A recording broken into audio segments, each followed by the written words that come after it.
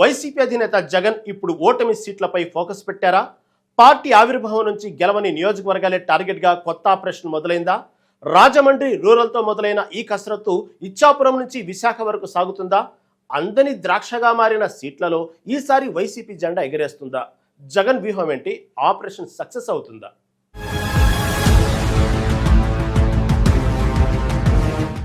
YCP అధినేత YS Jagan ఇప్పుడు కొత్త రాజకీయ ఆపరేషన్ కు పదును పెడుతున్నట్లు కనిపిస్తోంది.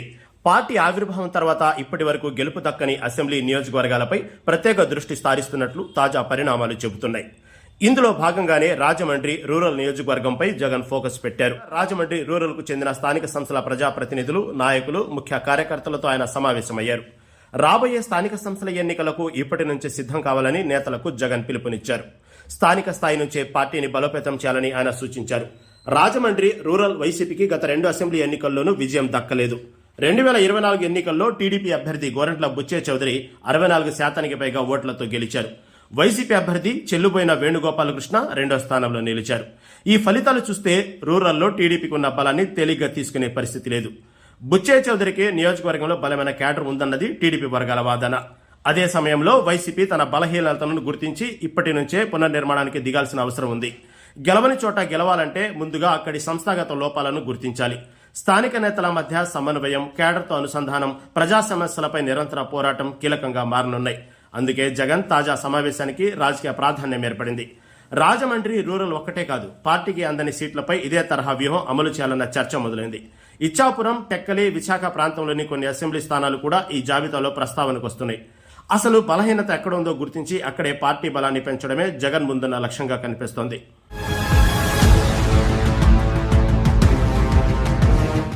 వైసీపీకి కొన్ని నియోజకవర్గాలు ఇప్పటికీ రాజకీయంగా సవాల్గానే ఉన్నాయి. పార్టీ ఆవిర్భావం నుంచి గెలుపు దక్కని స్థానాల్లో బలమైన ప్రత్యర్థులు ఉన్నారా, లేక వైసీపీకి సరైన సంస్థాగత పునాది లేదా అన్నది ఇప్పుడు పరిశీలనలోకి వస్తుంది.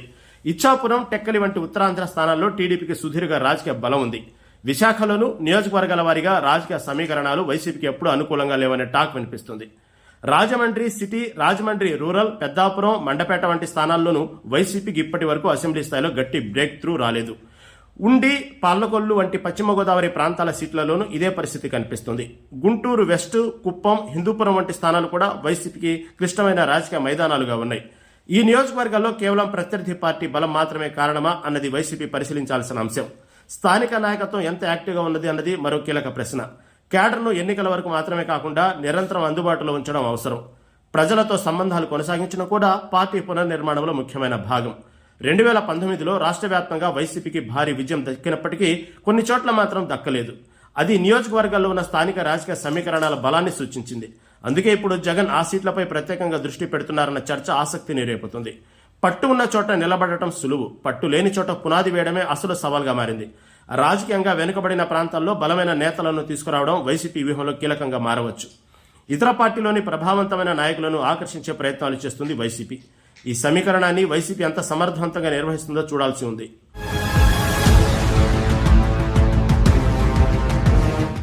రాజమండ్రి రూరల్ ఇప్పుడు వైసీపీ వ్యూహానికి ఒక పరీక్ష వేదికగా మారుతుంది. ఇక్కడ టీడీపీకి ఉన్న రాజకీయ పట్టు గత ఎన్నికల ఫలితాల్లో స్పష్టంగా కనిపించింది. 2024లో గోరంట్ల బుచ్చే చౌదరి 1,29,060 ఓట్లు సాధించారు. వైసీపీ అభ్యర్థి చెల్లుపోయిన వేణుగోపాలకృష్ణకు 64,970 ఓట్లు వచ్చాయి. రెండు పార్టీల మధ్య ఉన్న తేడా భారీగానే ఉంది. అంటే వచ్చే ఎన్నికల్లో వైసీపీ ముందు ఉన్న పని సాధారణమైనది కాదని గుసగుసలు వినిపిస్తున్నాయి. కేవలం అభ్యర్థిని మార్చడం ద్వారా ఈ గ్యాప్ను పూడ్చడం సాధ్యం కాదు. నియోజకవర్గాల స్థాయిలో పూర్తి స్థాయి సంస్థాగత కసరత్తు అవసరం. ప్రస్తుతం జగన్ కూడా స్థానిక సంస్థల ఎన్నికలను ముందున్న రాజకీయ పరీక్షగా చూస్తున్నారు. రాజమండ్రి రూరల్ నేతలతో సమావేశమై ఈ సమావేశంలో గెలిపే లక్ష్యంగా పనిచేయాలని ఆయన స్పష్టం చేశారు. ప్రజల్లోకి వెళ్లి వారి సమస్యలను తెలుసుకోవాలని కూడా సూచించారు. అంటే వైసీపీ వ్యూహం కేవలం అసెంబ్లీ ఎన్నికలపైనే పరిమితం కావడం లేదు, గ్రామ స్థాయిలో పార్టీ బలాన్ని తిరిగి నిర్మించడంపై కూడా దృష్టి పెడుతుంది. ఇక చెల్లుపోయిన వేణుగోపాలకృష్ణ మళ్లీ రూరల్ నుంచి పోటీ చేస్తారనే చర్చ కూడా రాజకీయంగా ప్రాధాన్యం సంతరించుకుంది. అలాంటి ప్రత్యర్థిని ఎదుర్కోవాలంటే వైసీపీకి బలమైన టీం అవసరమైన అనేది ఇందర్ టాక్. నేతల మధ్య సమన్వయం లేకపోతే ఎంతటి వ్యూహమైనా కాగితాలకే పరిమితం అవుతుంది. అందుకే రాజమండ్రి రూరల్లో సంస్థాగత పునర్నిర్మాణం వైసీపీకి కీలక అంశంగా మారింది. ఈ సీటులో వచ్చే ఎన్నికల నాటికి వైసీపీ ఎంత దూరం ముందుకు వస్తుందన్నదే అసలు ఆసక్తి.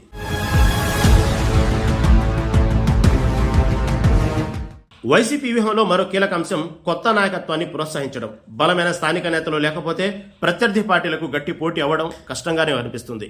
అందుకే ఇతర పార్టీల్లోనూ ఉన్న ప్రభావవంతమైన నాయకులను తమ వైపు తిప్పుకోవాలనే ప్రయత్నాలు ఉండొచ్చన్న చర్చ సాగుతుంది. రేపల్లెలో ఇటీవల జరిగిన రాజకీయ పరిణామాలు కూడా ఈ వ్యూహానికి ఉదాహరణగా ప్రస్తావనకు వస్తున్నాయి. కొత్త నేతలకు బాధ్యతలు అప్పగించడం ద్వారా పార్టీకి కొత్త ఊపు తీసుకురావాలని వైసీపీ చూస్తుందన్న అభిప్రాయాలున్నాయి. అయితే ప్రతి నియోజకవర్గానికి ఒకే ఫార్ములా పనిచేయదు. కుప్పంలో టీడీపీ అధినేత చంద్రబాబు నాయుడు వ్యక్తిగత రాజకీయ ప్రభావం ప్రత్యేకమైనది. హిందూపురంలోనూ నందమూరి బాలకృష్ణకున్న రాజకీయ గుర్తింపు వైసీపీకి సవాల్గా నిలుస్తుంది. గుంటూరు వెస్ట్లో సామాజిక పట్టణ రాజకీయ సమీకరణాలు వేరుగా ఉన్నాయి. ఉత్తరాంధ్రలో ఇచ్చాపురం, టెక్కలి వంటి సీట్లలో స్థానిక నాయకత్వం, ప్రాంతీయ అంశాలు కీలకంగా మారుతున్నాయి.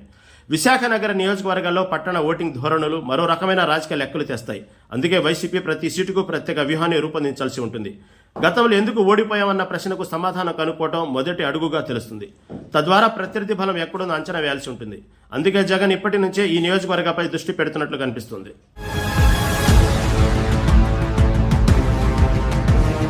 మొత్తంగా చూస్తే వైసీపీ ముందున్న లక్ష్యం కేవలం గతంలో గెలిచిన సీట్లను కాపాడుకోవడం మాత్రమే కాదని తాజా పరిణామాలు సూచిస్తున్నాయి.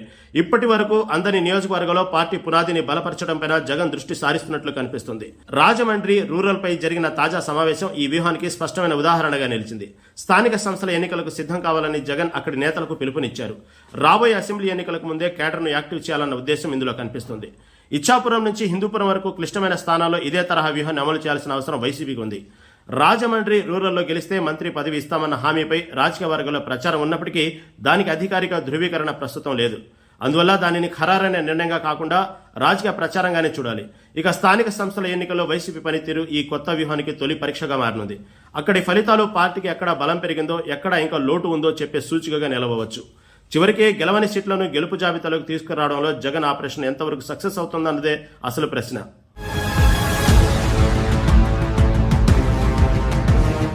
గెలవని సీట్లపై జగన్ ఫోకస్ వైసీపీలో కొత్త వ్యూహానికి తెరలేపిందా?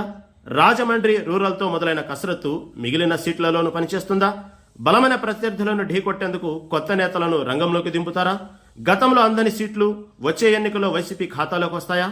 ఈ ఆపరేషన్ ఎంతవరకు ఫలిస్తుందో రాబోయే రోజుల్లో తేలనుంది. సో అప్పటి వరకు వేచి చూడాల్సిందే.